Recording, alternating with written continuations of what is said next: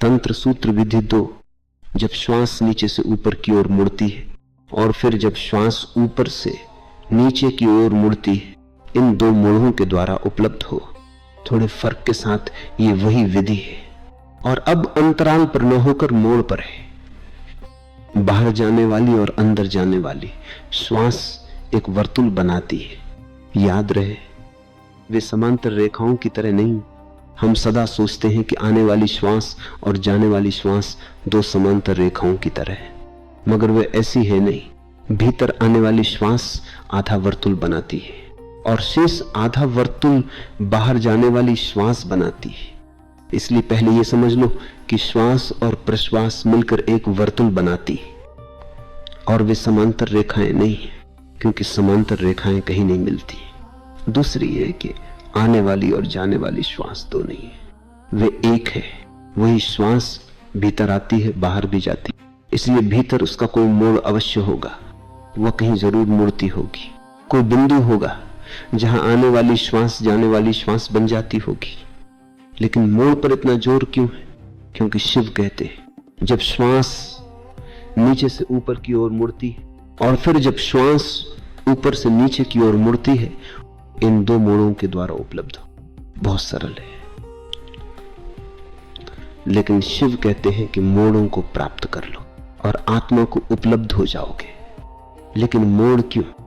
अगर तुम कार चलाना जानते हो तो तुम्हें गियर का पता होगा।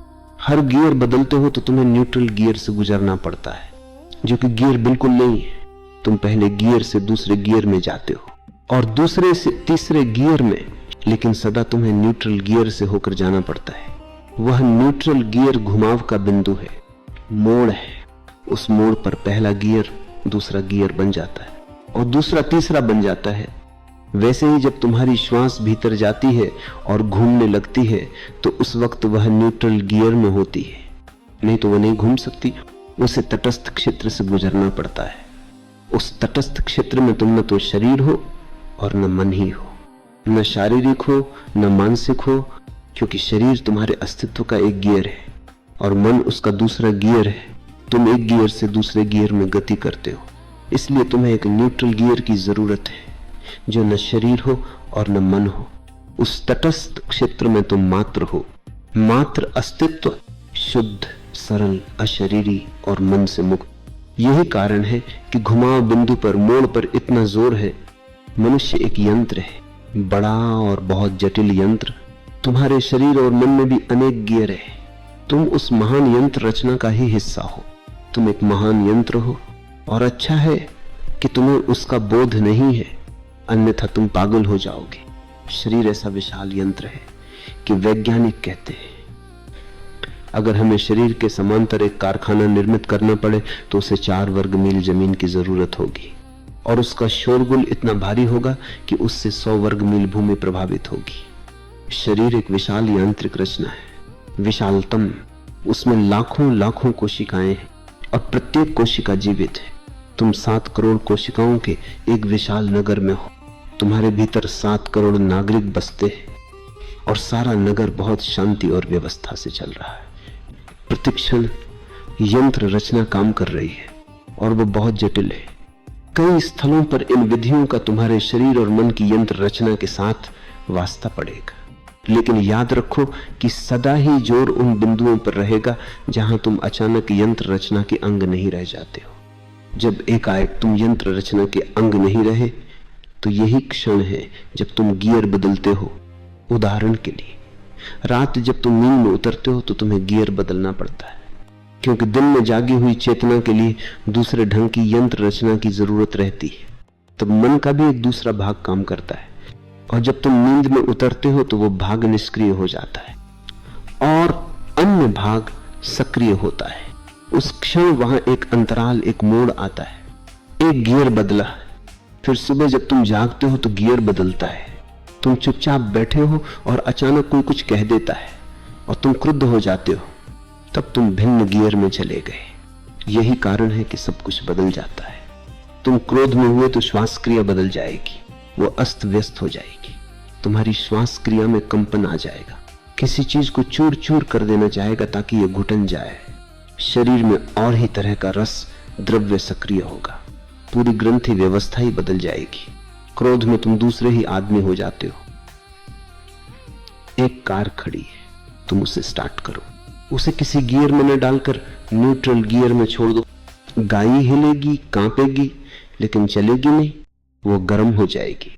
इसी तरह क्रोध में नहीं कुछ कर पाने के कारण तुम गर्म हो जाते हो। यंत्र रचना तो कुछ करने के लिए सक्रिय है और तुम उसे कुछ करने नहीं देते, तो उसका गर्म हो जाना स्वाभाविक है। तुम एक यंत्र रचना हो, लेकिन मात्र यंत्र रचना नहीं हो, उससे कुछ अधिक हो। उस अधिक को खोजना है। जब तुम गियर बदलते हो तो भीतर सब कुछ बदल जाता है। जब तुम गियर बदलते हो तो एक मोड़ आता है। शिव कहते हैं, जब श्वास नीचे से ऊपर की ओर मुड़ती है और फिर जब श्वास ऊपर से नीचे की ओर मुड़ती है, इन दो मोड़ों के द्वारा उपलब्ध हो जाओ। मोड़ पर सावधान हो जाओ, सजग हो जाओ। लेकिन ये मोड़ बहुत सूक्ष्म है और उसके लिए बहुत सूक्ष्म निरीक्षण की जरूरत पड़ेगी।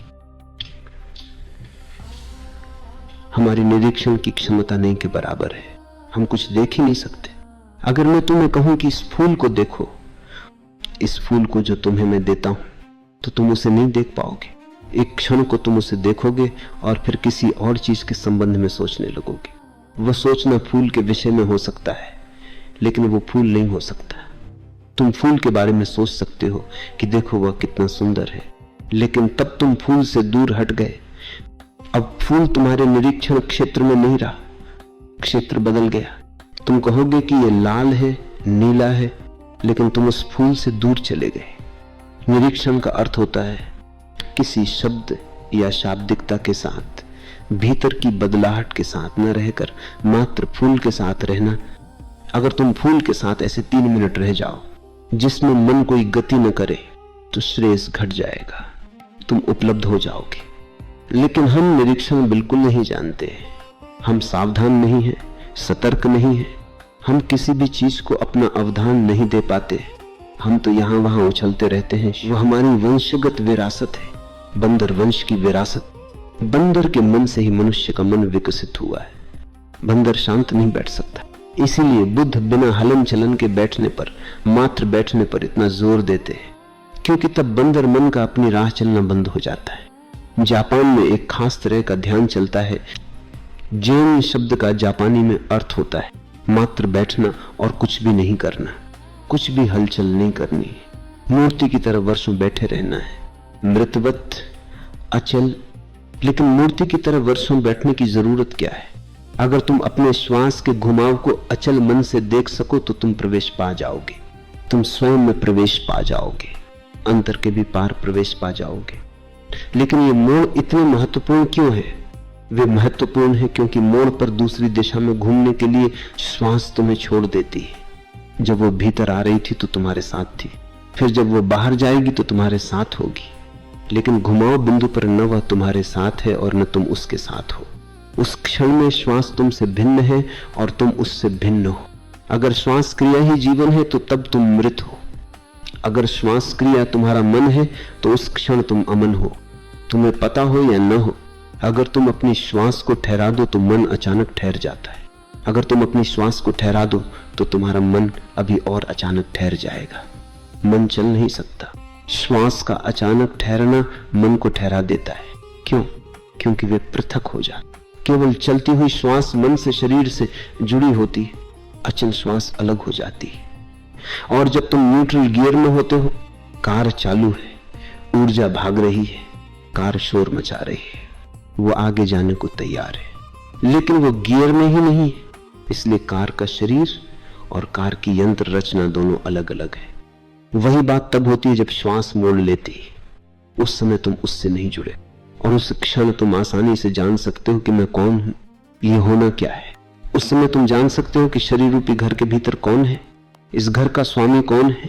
मैं मात्र घर हूं या वहां कोई स्वामी भी है? मैं मात्र यंत्र रचना हूं या उसके परे भी कुछ है? और शिव कहते हैं कि उस घुमाव बिंदु पर उपलब्ध हो। वे कहते हैं उस मोड़ के प्रति बोधपूर्ण हो जाओ और तुम आत्म उपलब्ध हो।